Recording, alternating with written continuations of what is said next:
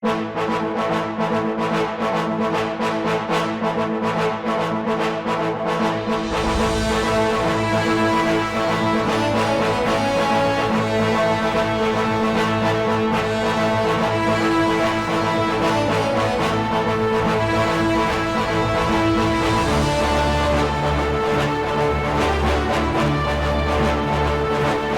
again, and thanks for joining us on another time out with Obafemi Craig on Issues and Trends with Obafemi Craig.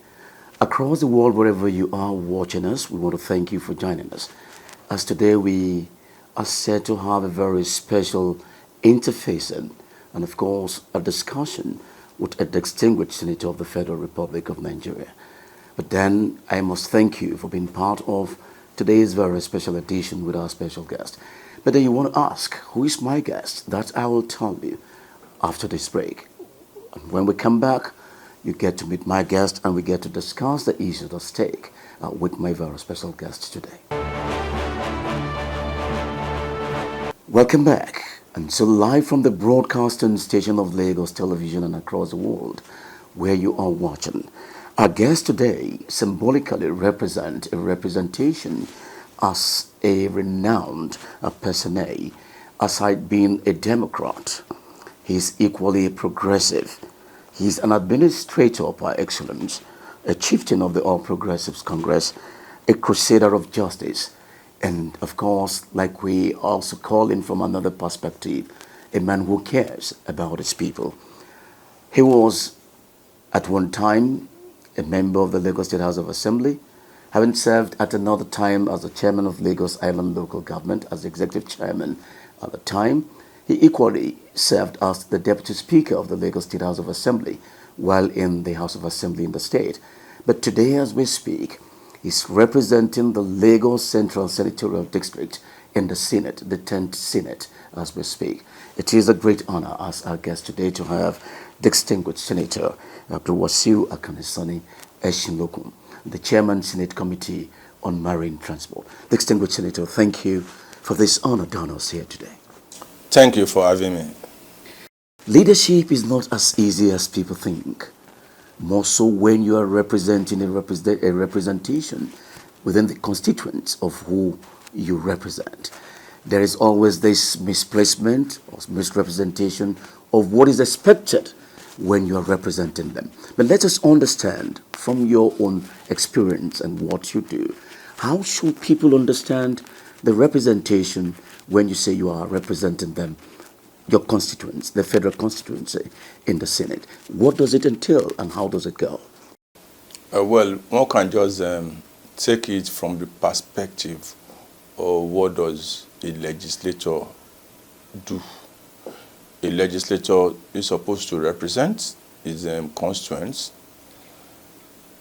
A legislator is also expected to introduce bills. A legislator is also expected to contribute to bills proposed either by government or his or her colleagues. If he is at the state, he is expected to contribute to the confirmation of commissioner nominee. If he were to be in the National Assembly, especially the Senate, he is supposed to contribute to the confirmation of ministerial nominees, ambassadorial nominees, and certain agencies of government, either the DGs or the managing directors, and sometimes the directors in such agencies.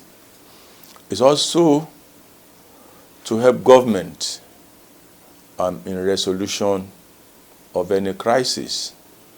They were also to nip corruption in the bud, and they are empowered by the various sections of the constitutions, which we call oversight, and then over and above all that is to contribute to the smooth running of government. Smooth running of government in various ways. Those are the expectations of a legislator.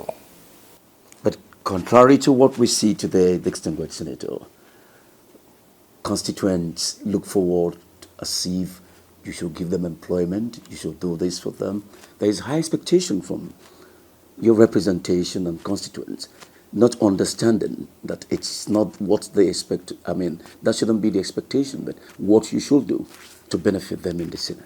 Well, it is not within the purview of a legislature to give employment.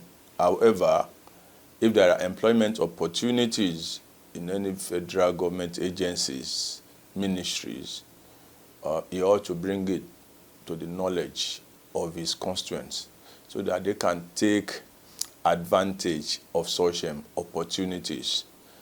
And basically, that is what he can do. And if he's able to get some, the better for it. Your years of experience in the political equation, the political calculation, the political arrangement of the Nigerian state is not in doubt. You've been tested and trusted, and people can readily say, we know who you are. But as we speak today, sir, what are you doing to ensure that your representation of the Lagos Central Senatorial District stand out amongst your I peers? would also like to situate that in the context of what are the expectations, or not expectation per se, but what are the expectations of what a legislature should do, and I've enumerated them earlier. In terms of representation, you let the people feel that there is the presence of government in your area, and luckily for us in Lagos Central or Lagos State in general, the president is from this part of the country, and his presence, or the presence of the federal government, has been felt all over Lagos. You will recall that there is hardly any bridge in Lagos that has not been either repaired, upgraded, or rehabilitated in the last few months. We talk about Third Mainland and other bridges in Lagos.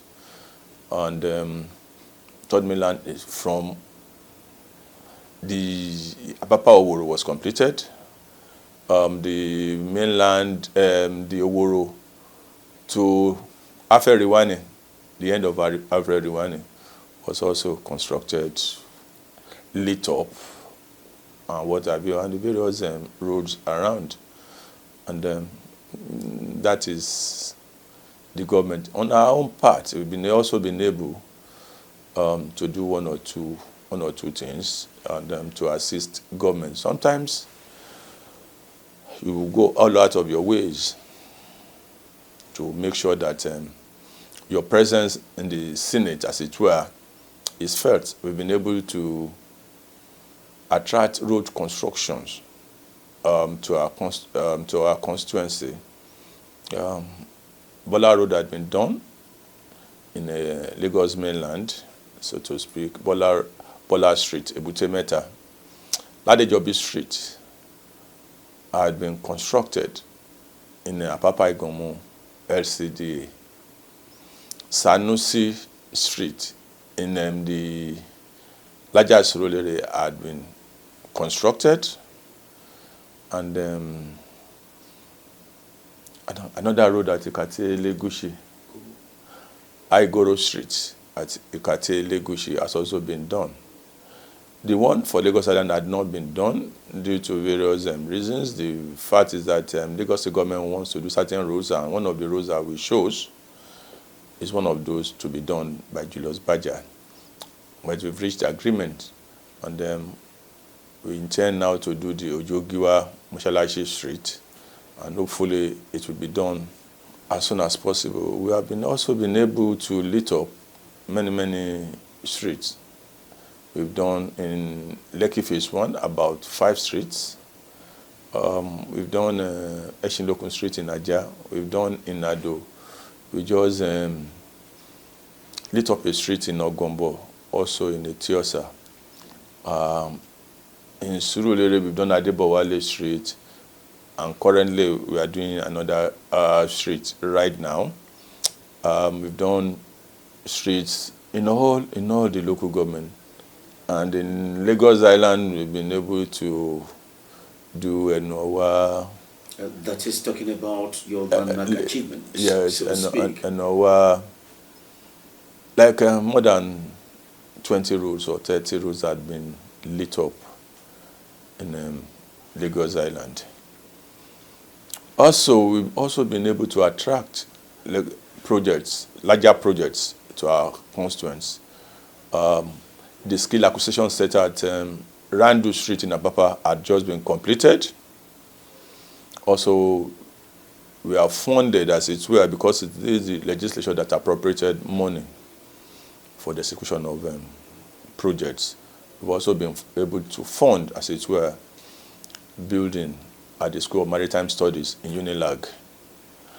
And as we speak, another auditorium had been awarded through one of our agencies, also in Masa, at Lasutech. We work with the FISI and what have you, and we hope that within this year it will come to fruition. Those are the mega projects. And for this year, we had agreement with Mr. President that there will only be solely infrastructural development and 26 infrastructural intervention had been identified and captured by the budget.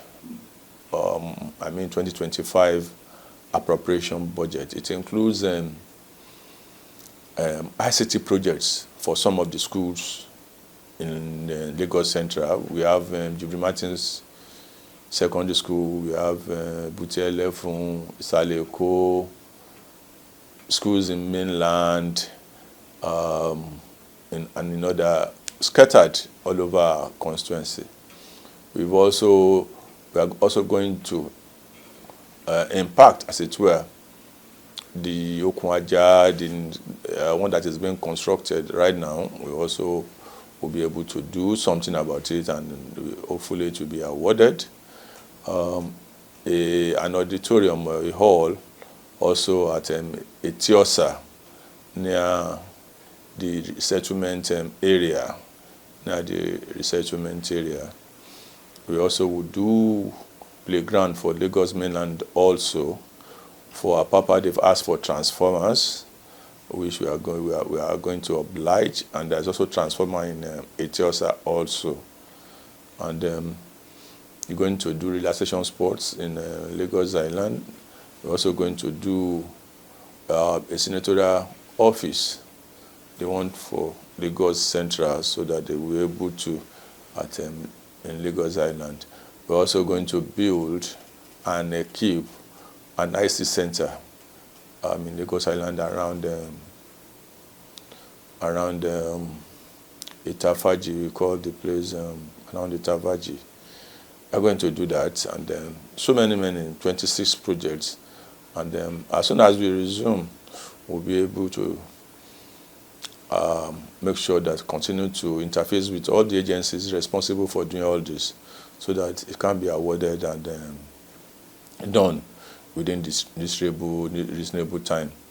So that is what we'll concentrate our efforts on. Also, we've been able to do empowerment, so to speak, and we've interfaced with our constituency more than 16 times. We've done like a mega one of about 750 million, whereby we gave out 3 buses, around 250 million for those 3 buses, Maruwa, freezers, tailoring machine, grinding machine, welding machine. We've also been able to train, as it were, some of our constituents in the various skills, like barbing, photography, confectionery, and what have you. At Surrey local government, about 150 constituents benefited and benefited. We have also been able to engage the elderly. For 2023-2024, we've done the elderly assisted project every December. We did it in 2023 and also 2024. If you look at when you were in the House of Assembly to now where you are in the Senate, distinguished Senator Sir, if you do a comparative analysis, what experience will you say you have seen and that has benefited or make you different in your service delivery in what you represent? Well, I've been able to serve as an executive by being the chairman of Lagos Island Local Government and also mayor of Lagos for like 6 years. And our tenure was very, very impactful. And people of Lagos Island felt the presence of government when we were there. And there were so many projects that were done. And we thank God that we were able to do that. I actually started as a legislator in 1999 in Lagos State. I was part of the 4th Assembly in Lagos State. We served with the President of the Federal Republic of Nigeria, 1999 to 2023. And for me, I was able, with my colleagues, able to introduce legislation that has served the test of time. One of those legislation, one, is the introduction of the Constituency Project Development Bill. Introduction of the Constituency Project Development Bill. That is where all these constituency projects started from.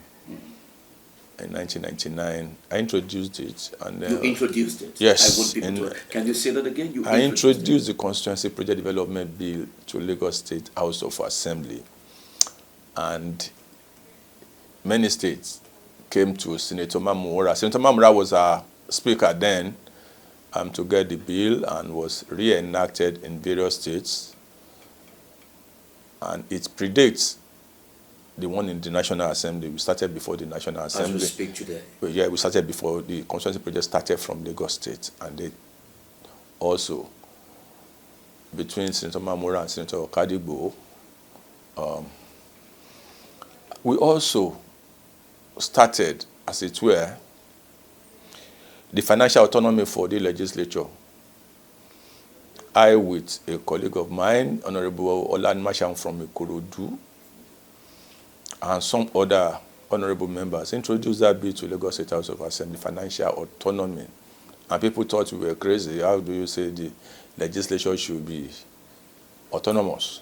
We felt that it is in the interest of democracy that legislatures do not go cap in hand to the executive all the time.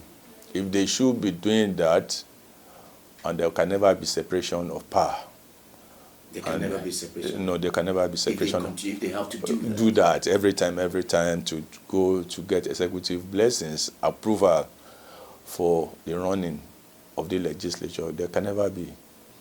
So the credibility and integrity of the legislative will be compromised. The credibility, integrity, and independence of the legislature will be compromised. And we discussed with our speaker, who was Senator Mamora. We discussed with our colleagues, and it was fully supported and passed. Now, maybe a few years now, it is now being done in the Senate. So I'm forever proud that we're able to think out of the box and introduce those remarkable landmark policies, and which has been now been taken over by almost everybody or every legislature in the country. Right now, lawmaking naturally is similar. It's similar, just the introduction of the bill, the first, second, and third reading is very, very similar. So if you have experience, it will stand you in a very good. And that is challenge for you. What is different is the politics, the various how you approach whatever you want to do. I'm coming to that because there is a word that you must address in that respect. But it's basically for second and third reading, and over time we've introduced public hearing, basically because we need the participation of the stakeholders. If you are doing something on with NBA, we expect the NBA itself to be able to come, look at the bill, and tell us, yes, look at this bill section, That's right. clauses, look at this. We don't think is in the whatever is not elegantly drafted. We have what we want, they will bring what they want, and then we also look at it and look at it. If it's going to be more appropriate, we'll take, because knowledge can be gotten anywhere, especially. So that is very, very key now. You must do public hearing for any legislation that you want to do. And then, so basically, so coming from the State Assembly, going to the National Assembly, different terrain, but basically The same procedural processes so of engagement. I do not necessarily need serious briefing, but kudos also, thanks to those I met there. They were helpful in my integration into the Senate. Basically, those I've met in the course of my job. Some were former members of the Progressive family. Some were members of the Lagos State House of Assembly. Some are members of the Lagos State Executive Council. That's right. And we were all friends. So when I got there, I was in a familiar terrain. They made sure that there was seamless integration with other members in the Senate, because we had known each other. You can't say what you know about him and behold each other in a very high esteem. And so thanks to them, I appreciate. When I got there as at the fourth assembly, we are all basically new, except only one honorable member had been in the Lagos State House of Assembly before, which was Honorable Fabikun. The 39 of us were new. But what we had going was the fact that we had trainings from various national and international agencies. In Nigeria, we had training at the Institute of Advanced Legal Studies, the British Council, USAID, the Mississippi Consortium of International Development. Even the House of Assembly also trained us, and they introduced former members to take us through. To top that was the fact that between USAID and MCID, some of us were taken to the United States of America to understudy, as it were, the legislature, how it works in the United States of America. And luckily, I was one of those who benefited from such training. For like 2 months, we stayed in USA, going from one state to the other to see how it works, and then that also gave us another perspective and also great understanding. As of team prayer, you will also, by the time I came back for the 8th assembly, if you're going to take into cognizance the fact that I was there in 1999, you found out that I was one of the senior that had been there before, and I found out that even despite your own understanding, you need a lot to build consensus, even when you think that things are not going into your favor. You have to mellow down, talk to people, get everybody in line. And some people are looking up to you, or some of your colleagues are looking and seeing your own body language. And we did all we could do to bring an harmonious working relationship in the assembly. And we didn't have any issue. Not to say that we don't have disagreement, but we were able to manage whatever, and glory be to God. So the building of consensus has been fundamental to your connect in what you've been doing as a representative of the good people of Lagos Central. How has this been given you, supporting your drive in what you do? Well, democracy is all about consensus building. It's not, and elections are won by formation of alliances. Elections are won by formation of alliances, not by strictly individually. It's not strictly individualistic. How do you mean, sir? We need to understand. If you want to say local government election, there are stakeholders, there are critical people, there are community development association, there are chiefs, there are mechanic tradesmen, women, market men and women, and there are the political class. All of them must be taken along in your final decision. So the less friction you have, the better you are sure that that election is going to come easy. And then also, when you are in the legislature, as we are in the Senate now, there are various consensus that we must build. Say now, when Labour was agitating for new minimum wage, sometimes you will see the Senate president will say, come and dialogue. When they come to present their position, basically, as he is listening, there are things that are going underground. Okay, what is they are agitating for 100 or 80,000 naira per worker. You will be asking those of you, the finance committee, what will be the financial implication of that? Will the current budget be able to cater for it? If the current budget is not going to be able to cater, you're now going to be in the next budget. Or there can be, as it were, a supplementary budget where they can now be taken care of. And you must be able also to tell the labor, okay, what you are asking for can only be done so and so. The same way you are going to engage the executive. What is your thinking about all this? What are you looking at? They say they are looking at so and so. You can't agree. If you think that is not appropriate, the president and the speaker will not tell Mr. President, please, sir, let's do it this way and that way. We'll be able to make appropriate appropriation for it. It is all, that is a consensus. You are trying to minimize conflict between the Labour and the FG.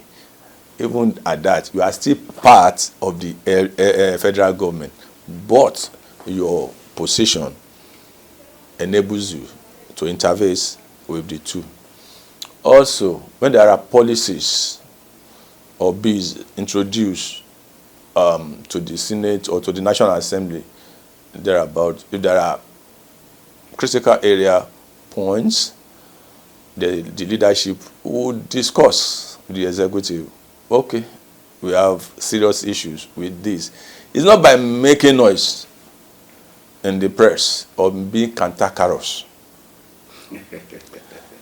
They will go. These are our issues. It's not as if there are no disagreement. There are disagreements, but you just find a way to make it less acrimonious, because that will serve no purpose. To serve no purpose. Beneficial to anybody. Not beneficial to nobody. So it is the degree to which you can minimize conflict that will determine the success or otherwise of that government. So, sir, this cannot go. This is what our people are thinking about this also, and so you are able to do all that. Okay, so you can get it to this level, or this and that. Those are the things they do. But even within the National Assembly also, there are consensus to be built, even at the various committee levels. If they bring like tax bill now, it doesn't mean that every person in the National Assembly agrees with all the provisions. There is difference between, do you agree in principle that there should be a tax reform?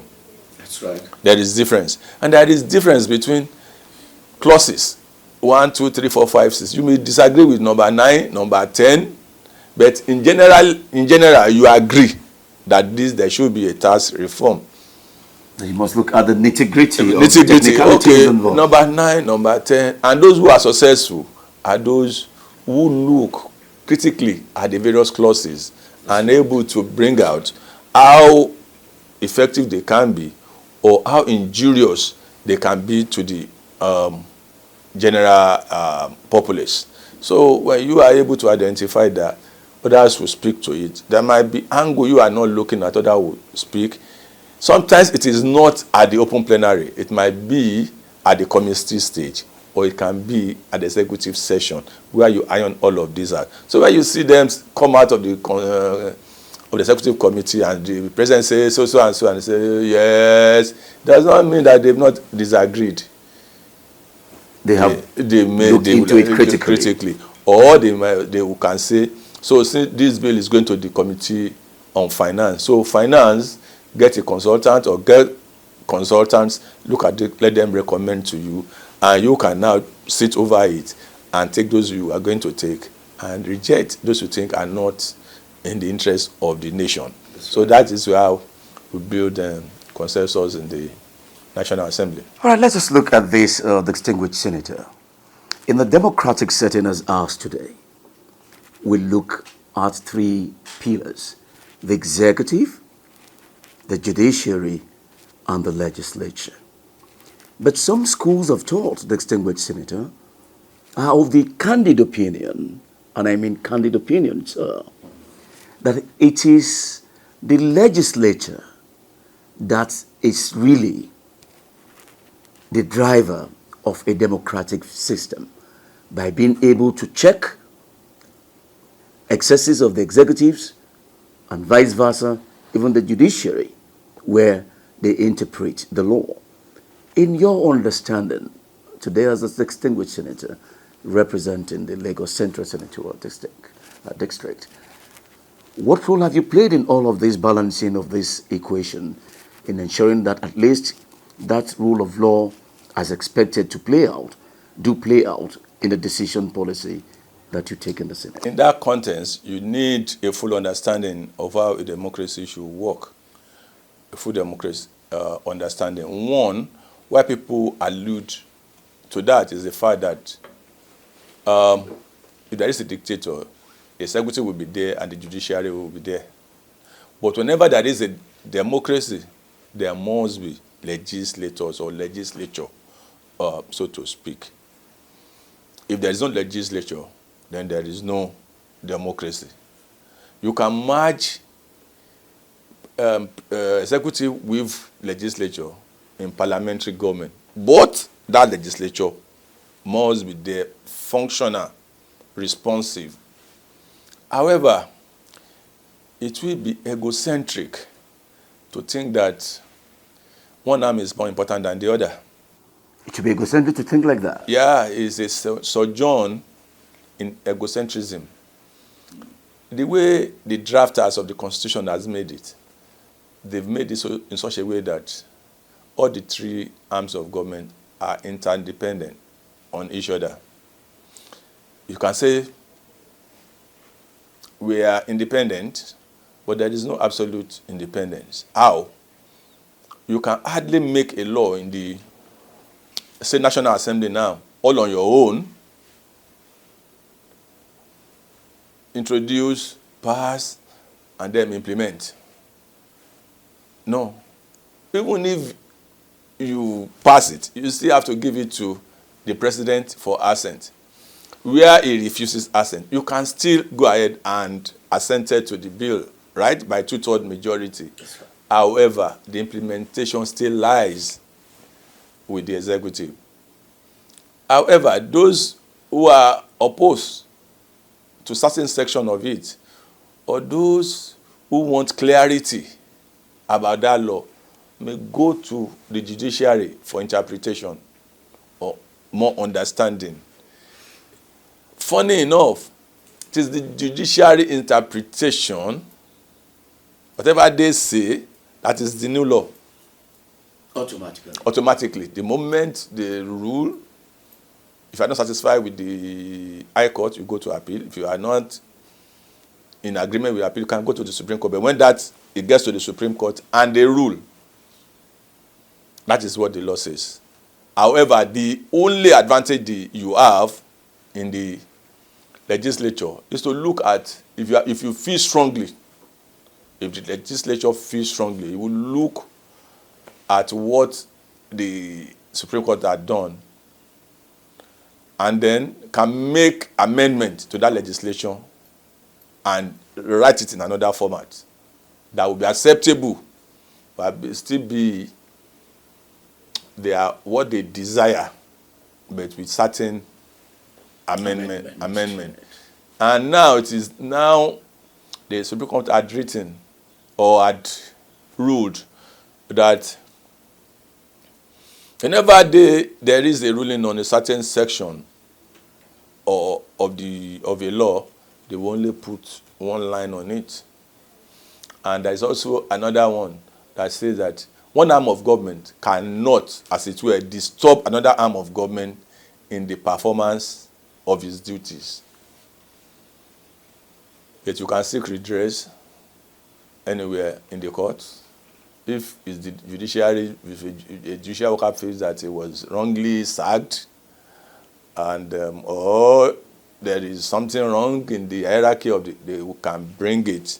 It's the duty of the legislature to oversee and then make amendment. And the judiciary are bound to accept that amendment because the committee on judiciary will oversee what they do, but not necessarily intervene or interrupt the proceedings of the court. And then when the executive wants to introduce a policy, they bring it to the legislature. It is when we pass it that they can go ahead and implement. They cannot just think of it 100% and implement. They must bring it, even when it is urgent and it has to be done as quickly as possible. As soon as it is done, they must bring it back to the legislature for full, because the democracy is based on rule of law. So they are interdependent. So when people now advocate the advocacy, sir, that the need to look at the Nigerian constitution today is becoming very necessary. I wouldn't know whether you agree with that. It's just some opinion of the public opinion, looking at the way this ding-dong between the executive, the legislature, even the judiciary, the scenarios that plays out. What would be your own position if we look at that? The need to say that there is a need to review, is the present constitution right or wrong, or not necessarily the need to review, but to really look at what we can do to amend? What would be your position? Well, there are so many things people are saying. Some are saying that the constitution is not autochthonous, that another constitution must be made entirely. Some are saying there should be amendments to the various certain constitutional provision. For me, in Nigeria, there is legislature. Legislature is supposed to look at any defect in a constitution. Also, it is not entirely true that the constitution must just be set aside and a new one made. That is like introducing anarchy.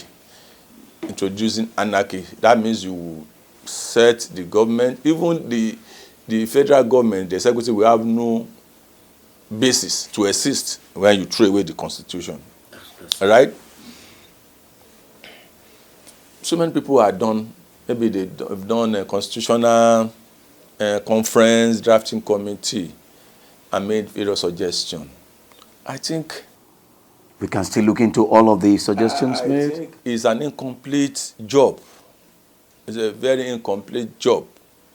When there is a constitutional amendment or review committee and certain suggestions were made, I think the next thing to be done is for those suggestions to be turned into bill or bills. Section 444, we don't think it should be there. Instead of that, that is what should be put there. When you do that, and now not in the prose that it is, in bills format, all those bills can now be. Harmonized? No, there has to be shipped to the National Assembly To to look look at it. It is then that we harmonize, build consensus. The two chambers do not agree to look at it and make various amendments or build consensus, to build consensus. But outright throwing away of the Constitution, even when you say, how do you go about it? Okay, some people will, every Nigerian will not sit at a table to do the Constitution. Certain people will have to do it anyway. It can only be done by certain people who are knowledgeable in such constitutional drafting. Even when you do it, you can still subject it. You have to subject it to certain recognized lawmaking body to authenticate. And we have now said that you cannot do any law without taking the general stakeholder into the frame. So for me, I do not support outright throwing away of the Constitution. I support amendment. That is introduction to anarchy. It's always the cry of the losers in most cases. They who want to partake in government through the back doors. So all those constitutional amendments, make them into bills, dump it into the legislature, and let there be serious advocacy. Now that all must be looked at and treated. Because it is constitutional amendment, they will have to go to the various sector or various section of the country. You go to Southwest, you go to each state to get an input. Okay, let's come home, distinguished Senator. The Lagos Central Senatorial District is big. And indeed, if you ask me, it's bigger than some country in West Africa or African countries, if you ask me. So how have you been able to coordinate, manage, administer, interface with the different stakeholders under the Central Senatorial District, knowing that the human nature will always play out, different community leaders with different thoughts, different religious leaders with different thoughts, CDAs, CDCs with their own perspective, religious leaders with their own perspective, the youths are also there, everybody's crying here and there for your attention.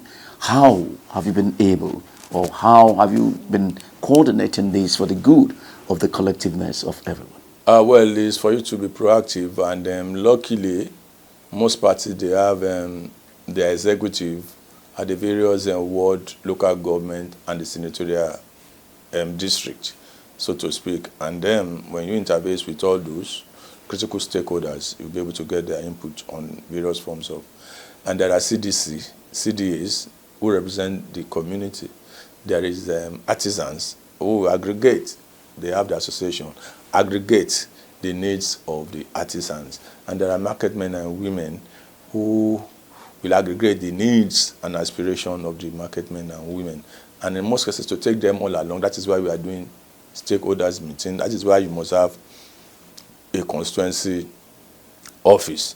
But you must also have your own think tank, who think that, as you are expecting people to make suggestions to you, you must also be proactive and make suggestions to people. You must have a focus. What you think you want to do to impact your community. That's the way it goes. The recent thing you did was the 7th edition of its kind, your stakeholders' engagement with your constituency. And it was an outing that showcased quality leadership, service delivery, commitment, dedication, and you rightly target my strategy the way I've been going, because you are a promise keeper, they said, and a man who is walking the talk. Has it been that easy for you to really do this for the good people of your constituency? Well, the question is not easy or difficult, how easy or difficult it is.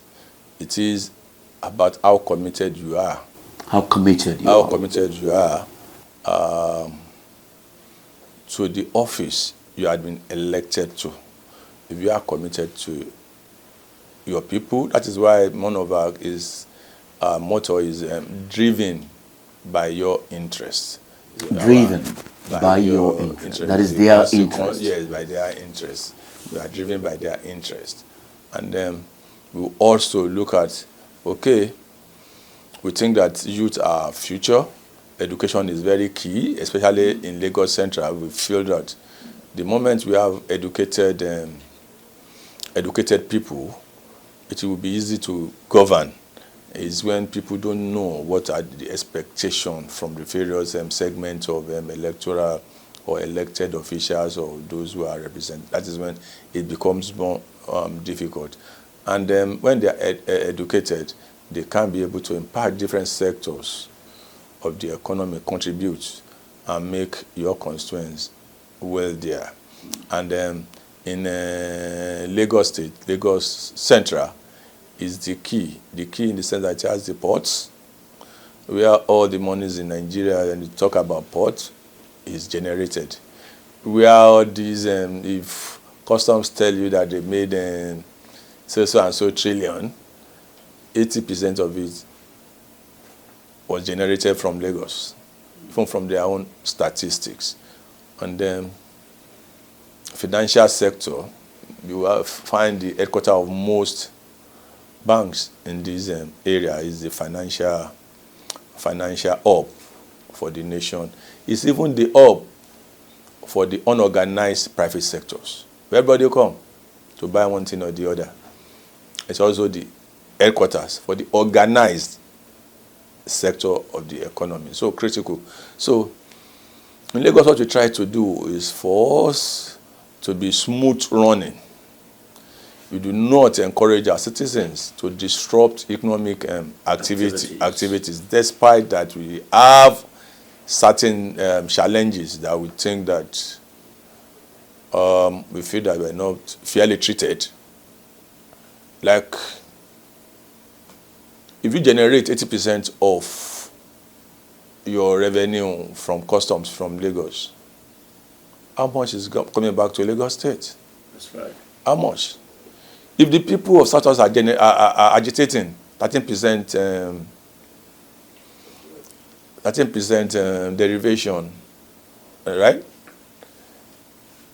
Why shouldn't be 13% derivation on all the monies generated by customs, on all the money generated by NPA, on all the monies generated by NIMASA, on all the monies generated by the financial institutions? The financial institution can determine how much they made from each senatorial district. Even from each branch, they will tell you this is the profit or loss of. So you can determine it. So when they pay their company tax, yeah, the percentage of it should come to each state or each senatorial district or each local government, so to speak. But you basically base it on only oil. No, it shouldn't be only oil. Oil, that's right. 30% derivation on oil is not in the interest of the nation. It's not in the interest of order, because that is not the only thing giving the nation money. Despite the fact that you will not see the Lagosians going to port to disrupt economic activities. Right. They will not go in front of First Bank to disrupt economic activities. That is why some people thought that Lagos this and that. But we are also having agitation.